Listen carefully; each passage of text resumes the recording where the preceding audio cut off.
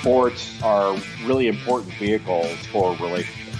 We have purpose. We have a why. We bring people together. We connect. I feel like God is our greatest supporter and our greatest coach. Welcome to Rabbi on the Sidelines. This is Rabbi Erez Sherman from Sinai Temple in Los Angeles.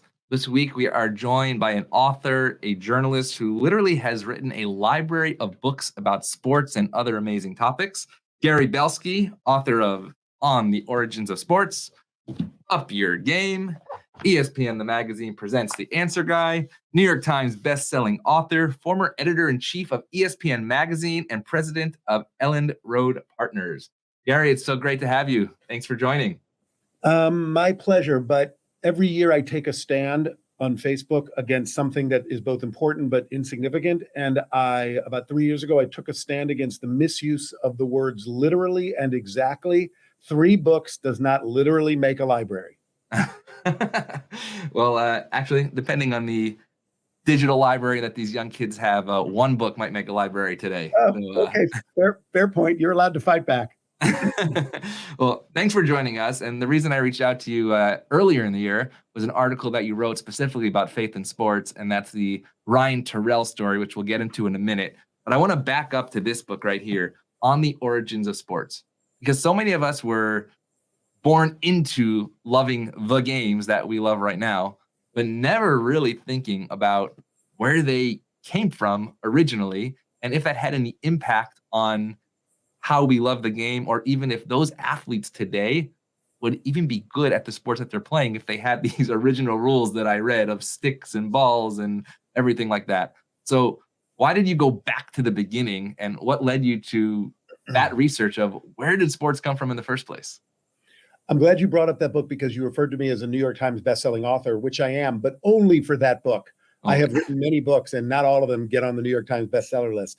That book came from an interesting sort of confluence of circumstances and events. With my business partner, as you mentioned kindly, I run a firm called Elland Road Partners, and we are a storytelling studio.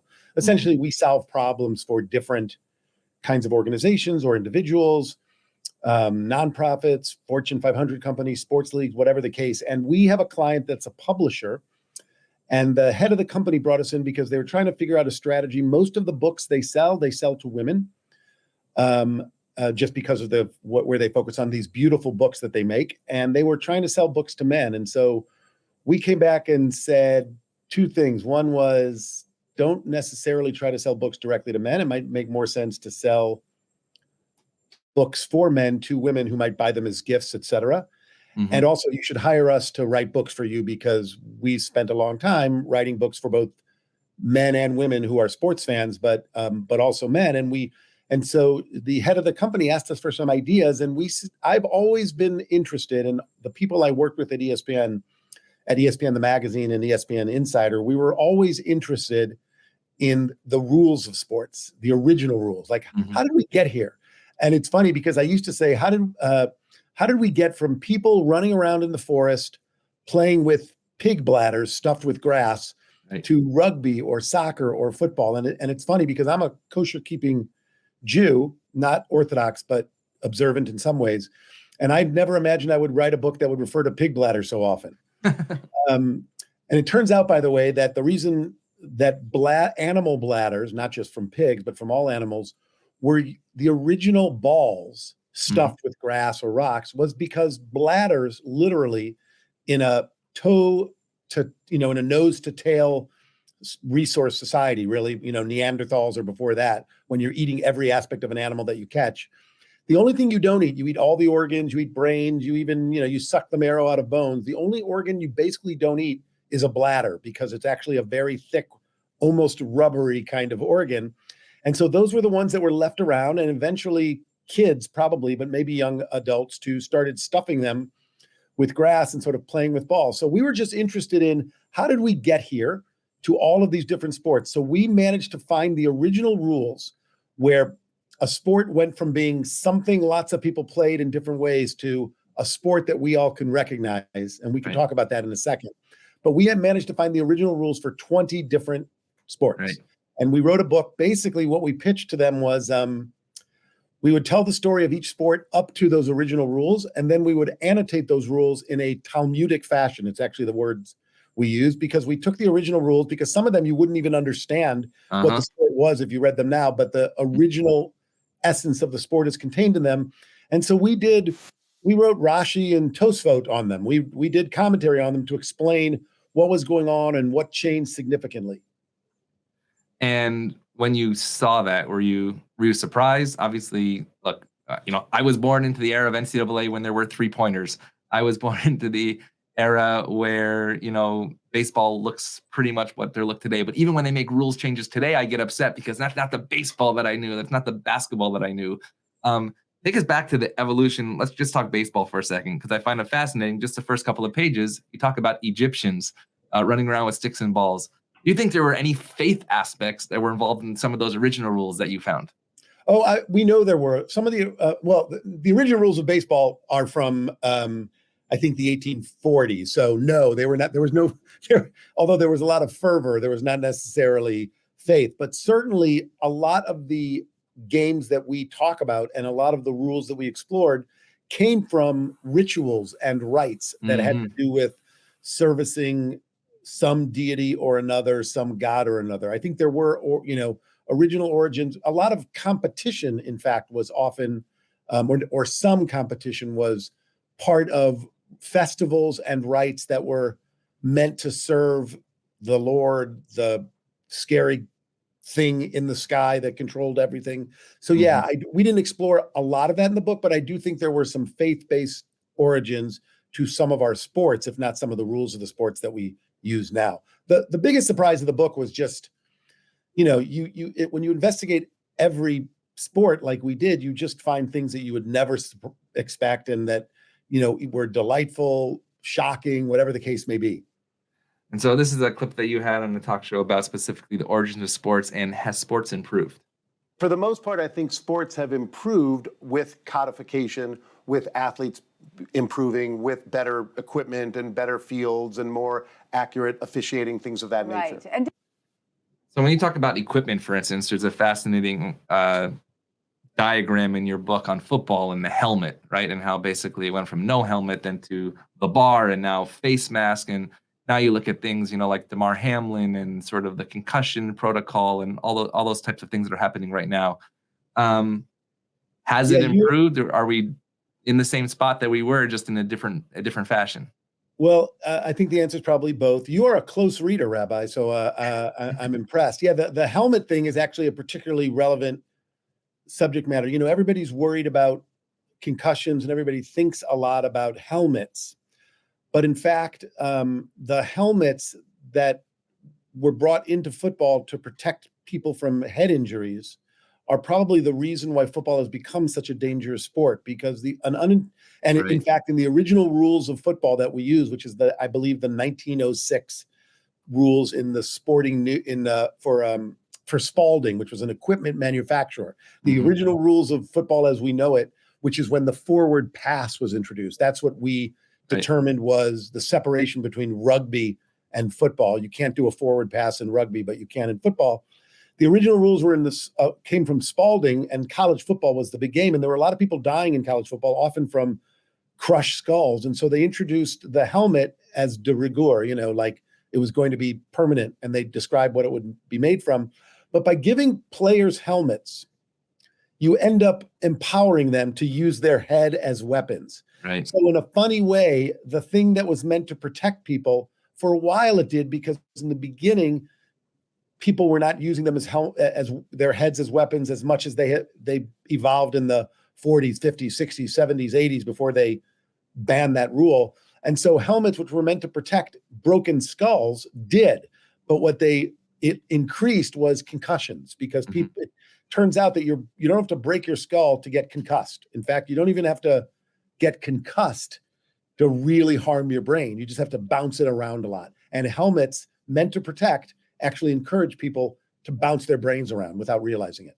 And do you find any other sports where there were unintended consequences of what people thought were going to be positive safety protocols or different rules that had these consequences of making people a little more unafraid because they feel more protected? Well, certainly, I mean, be careful what you wish for because it may come Yes. true, right? It's something Right. like that. Or I think it's when God punishes people, he grants their wishes. Mhm.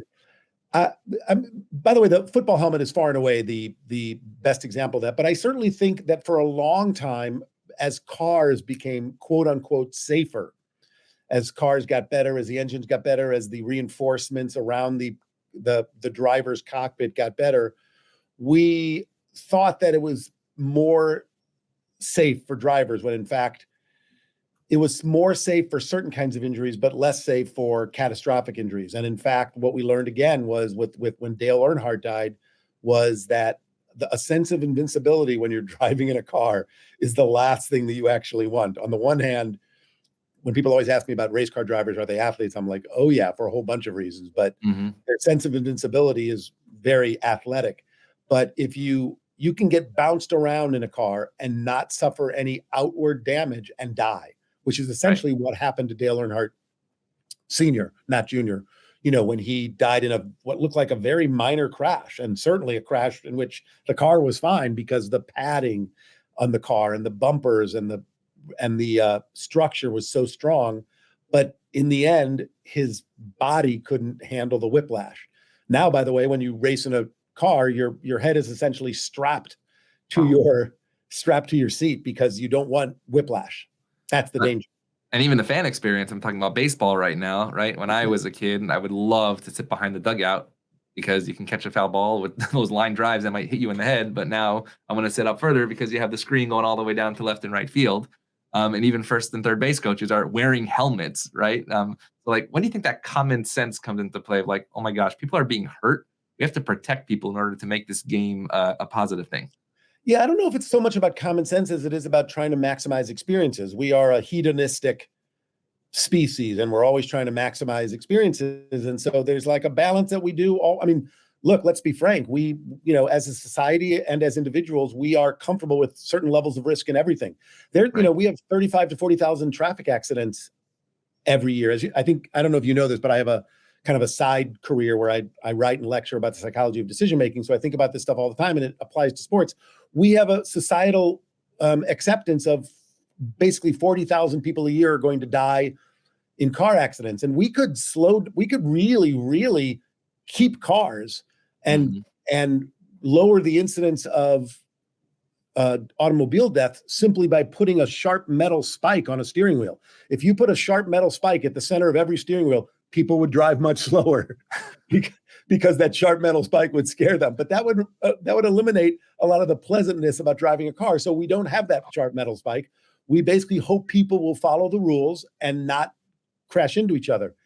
That doesn't always work. And so sports is no different. We're always trying to balance the experience of playing and the experience of spectating with the inherent dangers in projectile. I mean, remember, a lot of sports came from acts of war. Most of the original track and field games were about warfare skills. You practiced pole vaulting because you had to vault over stone walls as you march through Europe pillaging. You practiced discus throwing and the hammer throw because they were weapons, right? So the sports is inherently dangerous and we're okay with that. To some extent, by the way, that's why it took a little while for women who are just as competitive as men, just as athletically talented. It took a while for societies to accept women's sports, partially because deep in our amygdala, we were uncomfortable with the idea of women warriors. But by the way, women make perfectly good warriors too. But we were societally or species-wide uncomfortable. And because sports does descend in many ways from warfare and violent competition, it took a while for us to recognize that like women have the same desires and needs to compete against each other, to watch other women and other men compete, same as men. So we're going to talk a little bit later about, are these values of war and warrior and sports compatible with, let's say, our tradition of Judaism, specifically in the Ryan Terrell story. I want to bring up another clip that you talked about. What are the ideals that are signified in sports? Because we talk about the minutia of the rules, but what does it mean in the overall picture? Why do I have this drive to watch a team, to follow a team? And this is what you said. That's the reasons why sports matters and why we care so much about it is it's a way we signify ideals. like what we think about sportsmanship and effort and teamwork and camaraderie and discipline and all this stuff. So because it's a signifier for us, because it's a way that we get to have these discussions and tell ourselves what matters, people are therefore going to have these outsized opinions and strong feelings about it. So that's why sports works. So sports works. It does. I love going to any sporting event, right? You put me in front of, doesn't matter if there's one person or 50,000 people there. I love it. What does it signify for us as human beings? By the way, this is a very meta interview because you have me watching video of me watching video. It's okay. Mine will come up next. So I'm with you. I mean, I have at ESPN we talked a lot. There's a lot of there were and are a lot of very smart people at ESPN who are interested in lots of other things aside from sports. And we talked a lot about why do people care about laundry? Effectively, that's what you do. You care about laundry. There's a shirt that has the St. Louis Cardinals, which I think we all can agree represents all that's good and righteous in sports. Far and away the best, the most storied team in the National League, pardon me, Dodger fans, and arguably the most storied team in baseball because the National League really is the only league that counts. But why do I care so much about the Cardinals uniform? And I think it's because it signifies these things, right? I think it's because it signifies things that deep down matter. I'm also an Arizona Cardinals fan. They are arguably the worst franchise in Major League professional sports, meaning they have the longest drought since they've won a championship. They abandoned my city the year after I abandoned my city, so I couldn't really hold them to account for that. It's not a very good franchise, but I am a proud fan of them. And I think what I'm signaling to the world is I am a loyal person. I am a person who is invested. I'm a person you can count on. I'm not doing that consciously, but I think most of the reasons we root for sports, we root for teams, we root for athletes is because we are signifying to ourselves and to other people things that matter to us: sportsmanship, effort, focus, discipline. When people admire players, they're admiring the way they play, they're admiring how they got there. And I think that's why sports is so powerful, because we are talking to ourselves and we are talking to our communities and to the wider world. I'm sure as you shake your head that you are saying, wow, that sounds familiar. That sounds a little bit like how we are with religion, right? Religion, you could argue, is a not God, but religion is a human invented construct for virtue signaling in the best way, not virtue signaling in the way that it's used in stupid online debates, but virtue signaling in the way that we are meant to signal to ourselves and to the people who matter to us, and even to strangers, by the way, which is very important, especially when religion was invented. The way we signal to all of these people that we are to be trusted, that we are people who are worthwhile, that we are people to collaborate with, to marry, to mate with, to share food with. Sports and religion are very connected in terms of the impulses that drive interest and participation in both, I think. And actually, when I started this project, it was a Zoom project, and I love sports. I had the passion for it growing up in Syracuse, as you see Coach Boeheim and Carmelo behind me.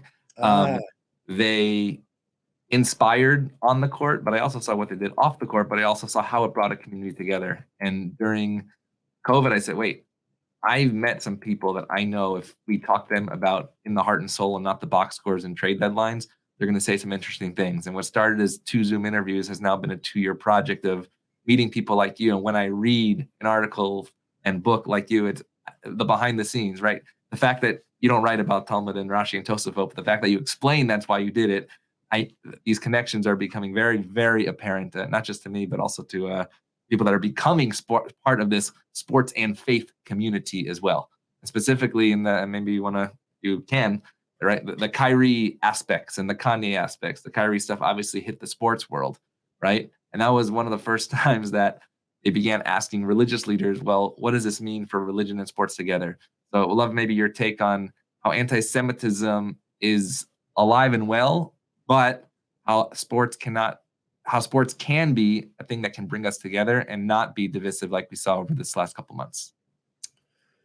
Yeah, I mean, anti-Semitism is alive and well because humans are alive and well, right? There's lots of if you went into Kashmir in India and you talked about religion dividing people and bringing out the absolute worst in people over not just centuries but millennia, they would never mention anti-Semitism. They would laugh that was the oldest kind of you know, opprobrium between peoples. They would talk about the nastiness between Hindu and Muslims, right? To some extent, first of all, Jews are, while I'm very concerned always about anti-Semitism, Jews sort of kind of sometimes think that they have the corner on the worst kind of religious hatred. And there's all sorts of, humans are very creative when it comes to religious hatred, because really what humans are very good at doing is identifying other, right? As humans evolved, it was a necessary way for our brains to process the world, which was to identify other, meaning my mom and dad and my brothers and sisters, they're me. They're part of me. I can trust them. Everybody else, I have to make evaluations as to whether or not they're with me or against me. I'm simplifying all of this. Right. But our brains evolved to make those decisions. And so anti-Semitism is alive and well because otherness is alive and well. Racism, all sorts of things come from that. And does that exist in sports? Certainly. But really, in my opinion, only because humans are playing sports. I don't think it's a particular problem. And I would argue that, like, you know, I'm a inveterate optimist. I am Irene Belsky's son. May she rest in peace. And my mom sort of was, you know, was one of the most optimistic people in the world. And I, in general, think that the human experience and the human experiment keeps getting better and better, even though it's incremental, and it's a little bit like the stock market in that it kind of goes up, but it goes up like that. Right. With lots of steps backward, but more steps forward. So I think anti-Semitism in general, we have moments in my lifetime where it's in sports and without sports, it's more of a problem. But I think overall it's getting better. But I do think, you know, and the bigger issue is what we should glean from athletes and what we should take from them and how much it should matter what they say. And of course, sometimes it does matter what they say, even if we don't want it to matter what they say. But you have Jim Boeheim and Carmelo Anthony, you know, in revered positions on your walls. I can make a good case about not having either one of them on your walls because they're human and they have flaws, right? But we leave it to ourselves and we leave it to others to make choices about what they take from human beings who are in exalted positions and what they leave behind as the failings of human beings. And so that's just a dialogue that needs to constantly happen. We have to always be talking about it, you know, and what we should do is lean into the people who are modeling behavior as we want. I think it's extraordinary. You know, my business partner and I talk a lot about LeBron James, not just the extraordinary nature, who's now in Los Angeles. So I'm sure you're even more familiar with him, but he's hard not to be familiar with if you follow sports at all. His life, forget about his career, is extraordinarily stellar and admirable and worthwhile. The biggest controversy of his life, of his career, was a decision to televise his choice to switch teams, the money from which was going to go to a tzedakah, right? Like the decision, the money from that broadcast was publicly intended and did go to charity. That's the worst thing that LeBron James has ever done. And so many people talk smack about him. And I'm just thinking like, oh my God, he's just lived such a life of effort and hard work and morals and raising children well and being a good spouse as far as we know and trying to be on the right side of issues, et cetera. Like I prefer to lean into the players that and the athletes and the coaches that evidence the best in humanity rather than the flaws in humanity. Not even the worst, because it's like nothing anybody says in a press conference interview or in a locker room interview is the worst of anything. Like we live in a world in which we can easily identify really bad behavior, and nothing a tired, exhausted athlete says under the lights in a locker room should be taken that seriously ever. So one of those people that seems to be doing pretty good for the world, and specifically the other, meaning wearing a kippah on a G League court right now, is Ryan Terrell. When I grew up in Syracuse and I graduated high school in 2000, it was the Tamir Goodman effect. Tamir and I have become good friends from not coast to coast, but from the U.S. to Israel. And I remember showing my basketball coach, this is why I can't play on Friday night because of this kid in Baltimore. And his effect now 2 decades later has perhaps led to Ryan Terrell. Ryan came to Sinai Temple a couple months ago with Enes Kanter Freedom. We brought 100 Jewish, Christian, and Muslim children here. We ran a clinic, and then we did a talk back. And one of the questions I asked him was based on your article about his Valley Torah experience. And when his dad said, go to another school, but besides YU, he's told his dad, well, why did you send me to a Jewish yeshiva, Valley Torah High School? And this is what he said about why he went to YU. My decision, it came down to, can I be a religious Jew? Is going D1, good enough for me to worth me sacrificing my religion, right? And stopping my faith because I want to I played Division I basketball.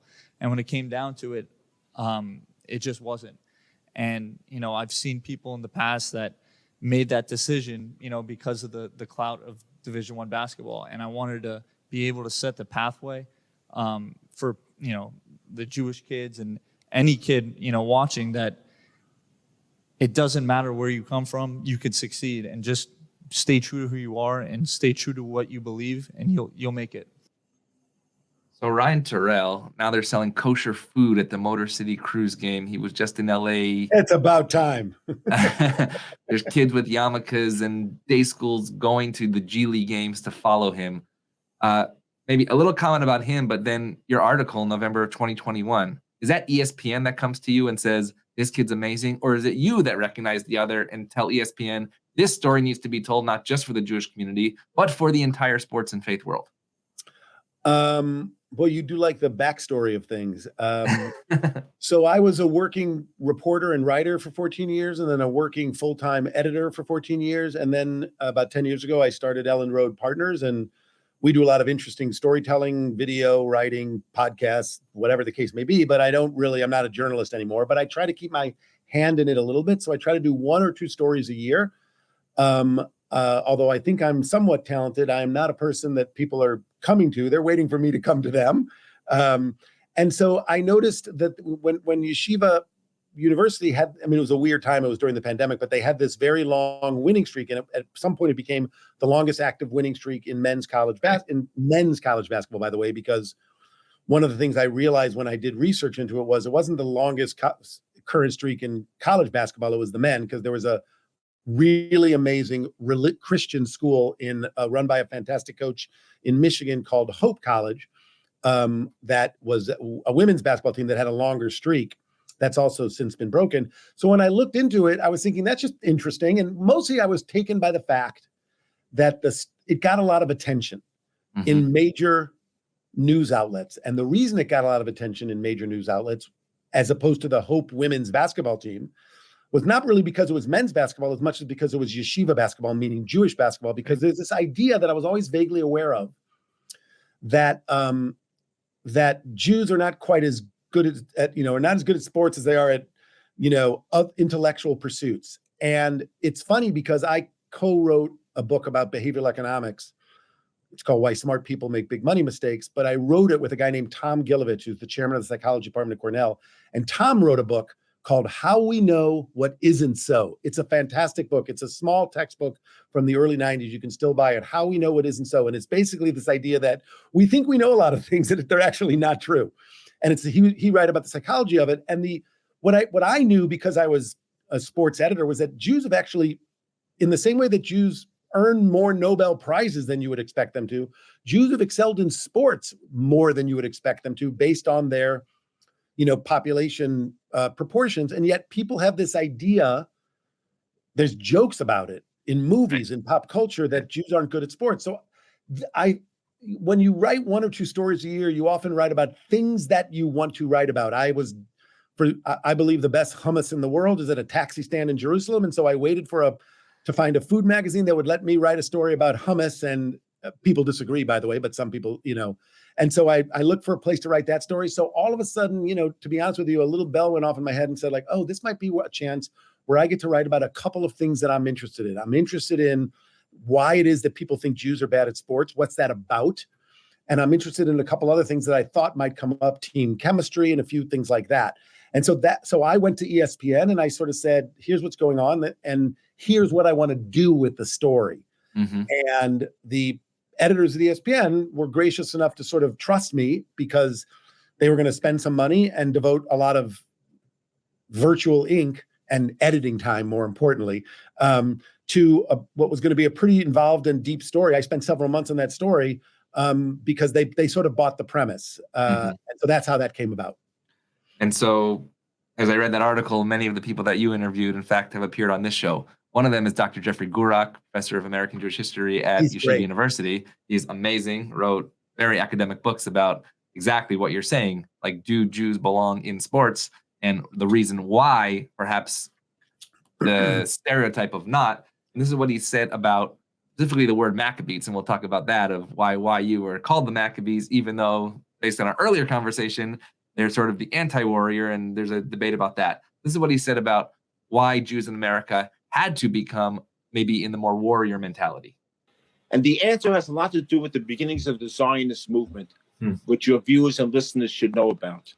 In 1898, at the Second Zionist Congress, Dr. Max Nordau got up and said, we need to have muscular Judentums, strong Jews, to fight against the world in a variety of worlds, perhaps on the sports venue, and perhaps ultimately militarily. We have to get away from this idea of the callow Jew.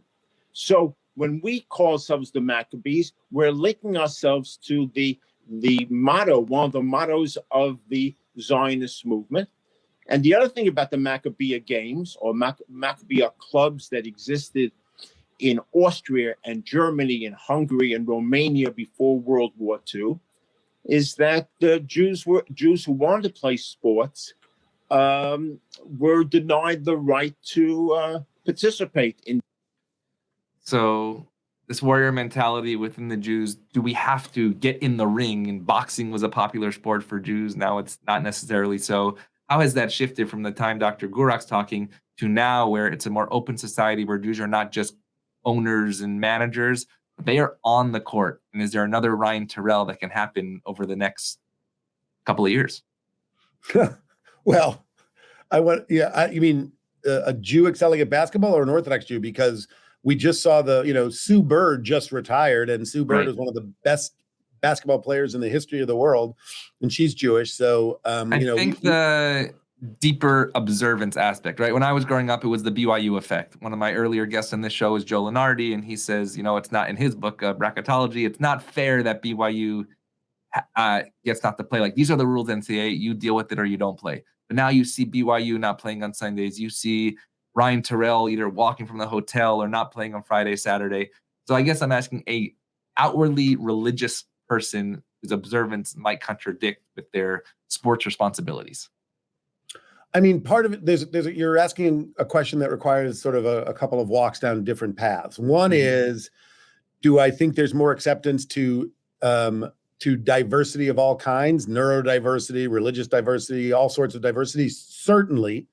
And so do I, right now, by the way, completely coincidentally, the coach of the Yeshiva University basketball team has a son who is an Orthodox Jew who's playing, minor league baseball. He's the best. Right. And so I think, he's a pitcher, and there's every reason in the world to think that if he continues to go, he'll be able to figure out how to play. So I think that's possible. I certainly, to the extent that sports are about culture, and there's and team chemistry. And so there is a kind of, alchemy that has to happen for somebody who is somehow separate from everybody else to also be able to fit in with everybody else. So that's always a challenge. But by the way, that was a challenge in the 70s when so many African-American players were converting from Christianity to Islam, and they were kind of very much making themselves different even than other Black players on their teams, and sports adjusted to that as well. And so I think, do I think it's likely? No, because I'm a big believer in probabilities. Do I think it'll probably happen here and there? Yes, certainly. The question is sort of what kind of accommodations are you okay making? My mom was an observant Jewish woman, and she was the head nurse of a labor and delivery floor at the Jewish hospital in St. Louis. And we understood that sometimes she was going to work on Shabbat because it was not directly pikuach nefesh, meaning, the protection of life. It was very related to it. And so we just understood. And more importantly, she was making her own decisions. And with the spiritual advisors she talked to, that it was okay to work on the Sabbath sometimes in order to do that.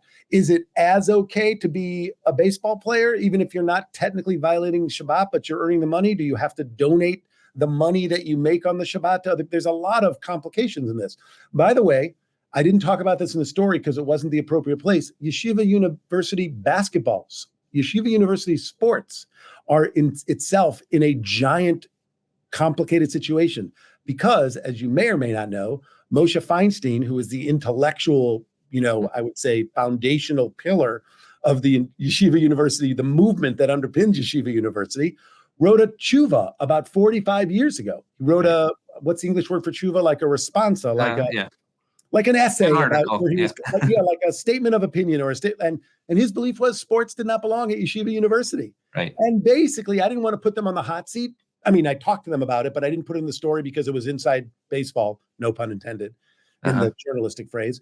But like you could argue Yeshiva University, the guy who kind of gave the intellectual heft to the Yeshiva University movement was basically saying, we shouldn't play sports because they take us away from other more important things. And because spectating sports is actually a bad thing in and of itself, right? There's an argument that you could parse it where, well, we can play sports because it's physical fitness and it teaches good values, but we shouldn't let people watch sports because there's a phrase, I just forgot it. Rabbi Yolkut, who I quoted in that story, Eliana Yolkut at Addis Israel in Washington, gave me a quote that said, there's a phrase for like sitting among the wicked that because by the way, they had spectator sports when the rabbis were crafting the Torah and they refer the Mishnah, and they in the Colosseum. And they talked about you can't sitting among those people is bad because people can get nasty and sports fans, and Philadelphia hadn't even been invented as a city. It's actually interesting that you say that. YU is involved in it. Like sports is both beautiful, but also complicated. I think that complicated piece is interesting. You mentioned Coach Steinmetz, also a good friend of the show, and I have a clip here specifically saying what he's up against when he's recruiting. When a kid's in Israel for the year in yeshiva, and he says, "You know what? I need to study a little more Gemara." And this is what Coach Steinmetz said. I love this quote. A first-team all-conference player, probably about 5 years ago or 6 years ago, who was a sophomore, who decided to leave and go study full-time. He wanted to go learn full-time and become a rabbi and all that. And I have a very, very simple personal rule. I don't recruit against the base measures. I never do it. I love that. Can you repeat that? I don't recruit against the base measures. That is amazing. Yeah, the Coach K says the same thing, I think. Yeah, John Shire, Coach Boeheim. I don't recruit against the Beit Midrash, the house of study. I think that's an amazing quote, knowing what he's up against, but also realizing the development of these young people, that basketball is important, but at the end of the day, it's also a game. Yeah, by the way, he's an impressive guy. Yes. If he weren't, first of all, he's rare now among even Division III sports coaches in that he actually has a full-time job. Right, he's a real estate attorney.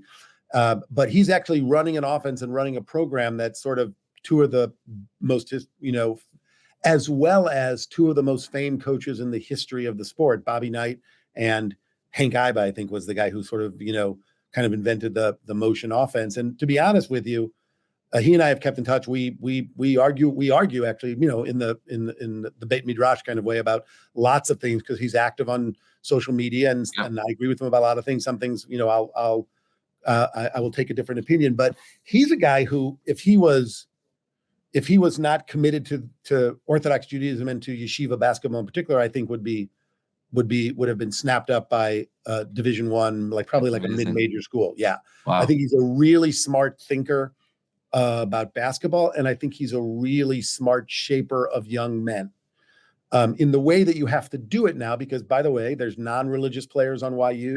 Right.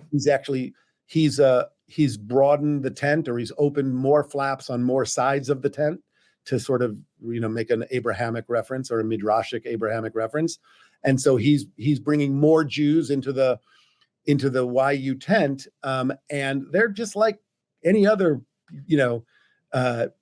teenage or post-adolescent athletes in that they have their own ideas about how to run their life. And he's very good at negotiating what is a very delicate walk when it comes to, coaching players today.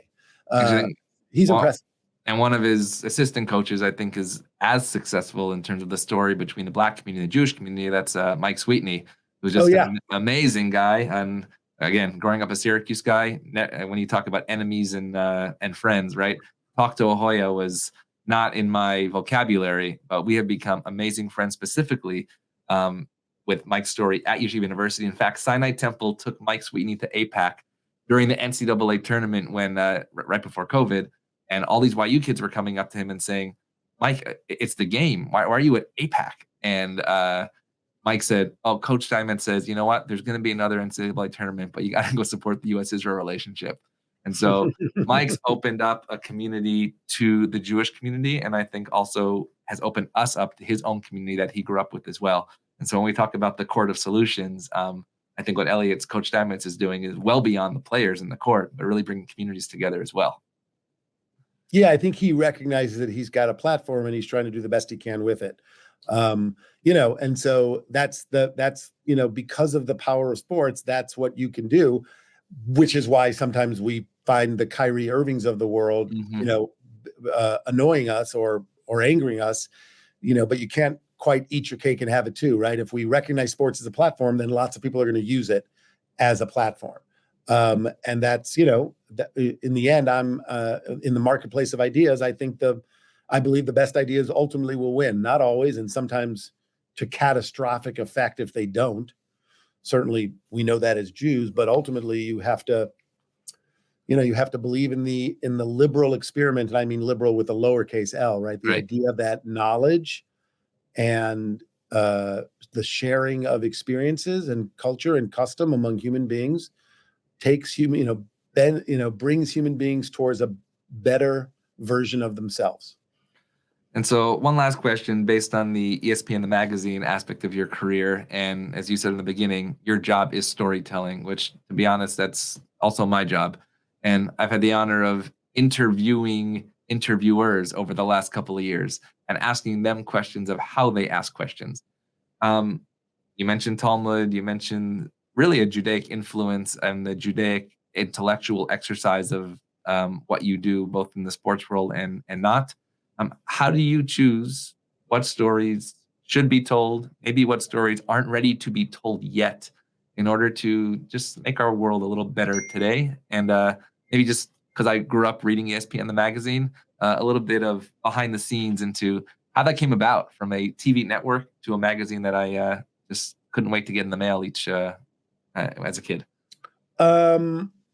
So, the first question is complicated is not the right word. The first question has sort of different parts to it, but at this point, I choose stories I want to tell in our work based on, who's hiring us and what stories they want to tell. We do, however, turn down clients if we think either that they are not necessarily the kinds of people we want to be associated with, or their stories are ones we don't want to tell. It's much more the former than the latter.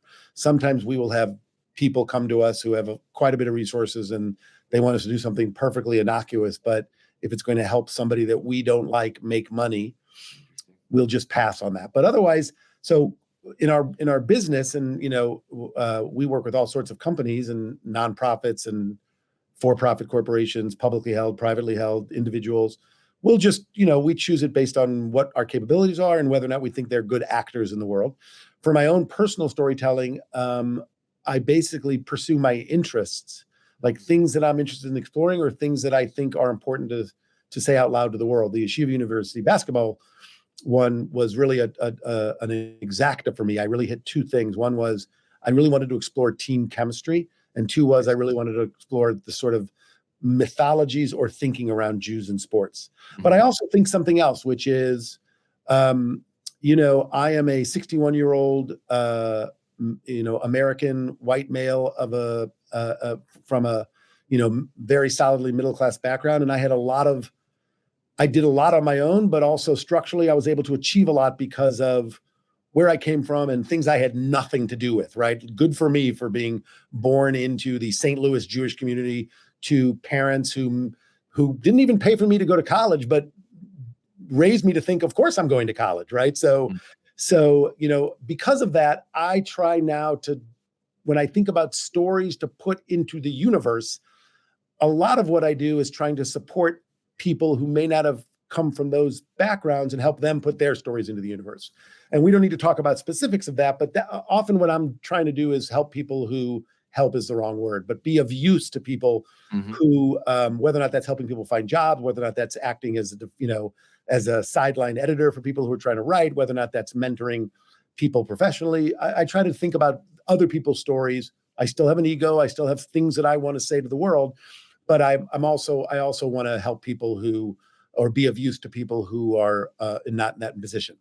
By the way, not least because so many people did that for me. Right. Especially, by the way, some of the people that I worked with at ESPN. First of all, my business partner who hired me to work for him at ESPN and then promoted me before I even got there. Like I got hired at one title, and before I came in, he gave me a promotion.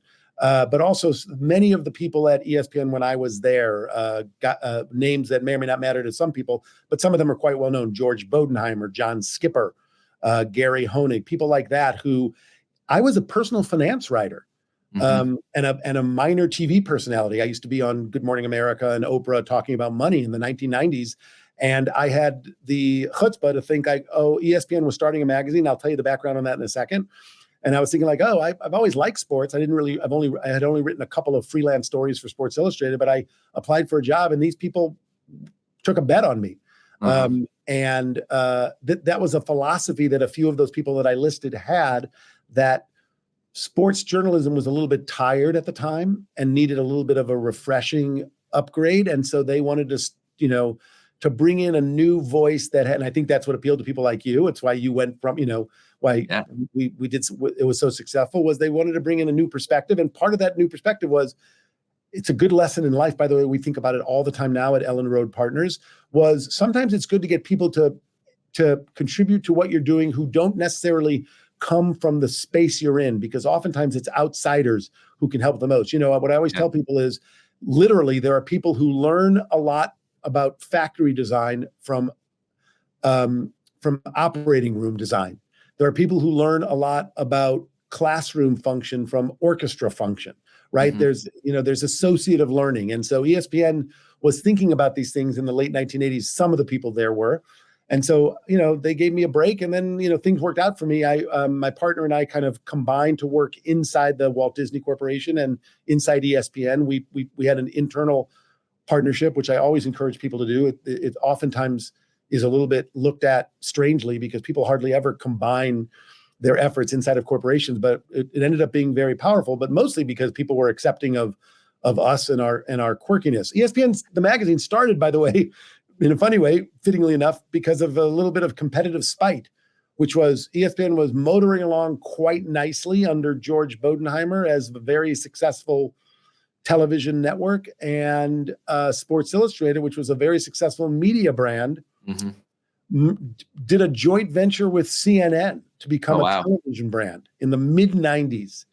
And basically, I'm shortchanging the story, and it's a more complex business story, but basically my reading of it, the unofficial version is, well, if you guys are going to start a TV network, we're going to start a magazine. Because, by the way, 1998 was not the time to start a magazine, although ESPN, the magazine, did extremely well and continues to have an effect even after it closed on the digital and television versions of ESPN. There are still people there. Some of the talent that you recognize were brought in to ESPN through ESPN, the magazine. The magazine industry was about to undergo a gigantic upheaval, and ESPN, the magazine, succeeded for 20 years, and it was a big success, et cetera. But it wasn't necessarily the time to start a print magazine. But if Sports Illustrated was going to get in bed with CNN, ESPN was already in bed with Hearst, the media company, and so they decided to start much to my good fortune, they decided to start a print magazine. It was, I have to tell you, for a while there, I've liked every job that I've had. I've had 4 jobs and now my own company. I've liked every job that I had. I got very lucky with that. I think I'm just dumb when it comes to work. I can't believe people pay me to do things in which I get to learn. But when I was working at ESPN, I always told people I have the greatest job in North America. It was just fantastic. Whatever I can see you smiling because I can imagine, first of all, that you really enjoy what you do, but I can also I'm on the plane to Bristol right now. I can already imagine you having a sliding doors moment where you're like, you might have wanted to be a journalist, and I can tell you it's as fun and as interesting as you might imagine. And some of the people that you meet, especially athletes, are just extraordinary, and they are hard workers. I actually want to conclude with a verse. You said, perhaps I wanted to be a journalist. Maybe I'm delving into this category in a different way.